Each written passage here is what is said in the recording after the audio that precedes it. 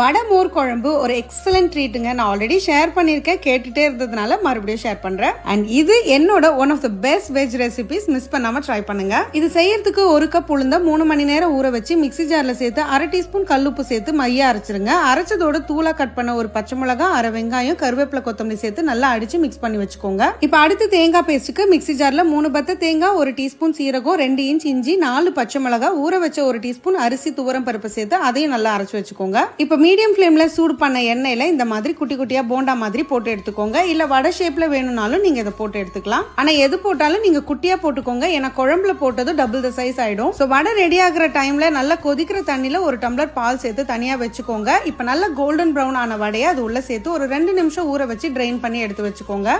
இதை நம்ம மோர் குழம்புல சேர்க்கும் போது ரொம்ப சாஃப்டா ஸ்பாஞ்சியா இருக்கும். அடுத்து குழம்பு செய்யறதுக்கு கடாயில ஒரு கரண்டி தேங்காய் எண்ணெய், 1/2 டீஸ்பூன் கடுகு, சீரகம், உளுந்து, கருவேப்பிலை, காஞ்ச மிளகாய் போட்டு தாளிச்சிட்டு தூளா கட் பண்ண ஒரு வெங்காயம், ஒரு தக்காளியை நல்லா வதக்கிக்கோங்க. அடுத்து இதுல 1/2 டீஸ்பூன் மஞ்சத்தூள், 1/2 டீஸ்பூன் வெறுமிளகாய் தூள் சேர்த்து நல்லா வதக்கிட்டு தேங்காய் பேஸ்ட் சேர்த்து 2 கப் தண்ணி ஊத்தி டைலூட் பண்ணிக்கோங்க. இது கூட 1 டீஸ்பூன் உப்பு சேர்த்துட்டு சிம்ல வைங்க. சிம்ல கொதிச்சு வரும்போது ஸ்டவ் ஆஃப் பண்ணிட்டு 1/2 லிட்டர் தயிரை இந்த மாதிரி ஸ்மூத்தா அடிச்சு உள்ள சேர்த்துருங்க. ஸ்டவ் ஆஃப் பண்ண பிறகுதான் நீங்க தயிர் சேர்க்கணும், இல்லைன்னா திரிஞ்சு வந்துடும். இதை நல்லா இப்போ ஒரு முறை மிக்ஸ் பண்ணிட்டு நம்ம ரெடி பண்ணி வச்சிருக்கிற வடையும் கொத்தமல்லியும் சேர்த்து ஸ்டவ் ஆஃப் பண்ணீங்கன்னா அருமையான ஃபிளேவர்ல மோர் குழம்பு ரெடி. எப்படி யாரெல்லாம் இதை ட்ரை பண்ண போறீங்களோ கமெண்ட்ஸ்ல சொல்லுங்க.